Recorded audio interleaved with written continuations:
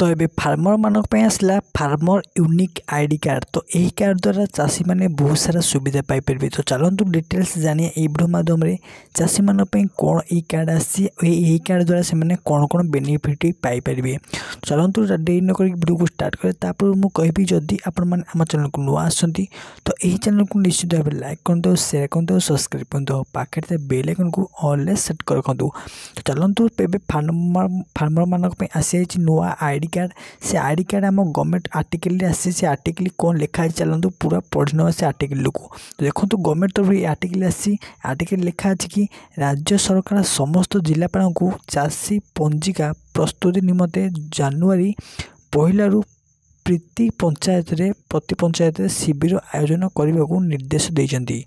एथिरे प्रत्येक चाषी को 14 टिकिया नंबर विशिष्ट स्वतंत्र आईडी नंबर और कार्ड मिल। केंद्र और राज्य सरकार द्वारा कार्यसूची होता पीएम किसान प्रधानमंत्री योजन एमाने उपलब्ध हो पारे। तो ये चाषी मान बहुत सारा सुविधा भी आणुंट आम राज्य सरकार। यही सुविधा आपण मैंने जदि आपंकर कौन चाष जमी अच्छी कि आपड़ जदि कौन चाष भी कर कार्ड मिल। यही कार्ड द्वारा आम राज्य सरकार प्रत्येक सुविधा एथरे कार्ड माध्यम आपण मानक देबे।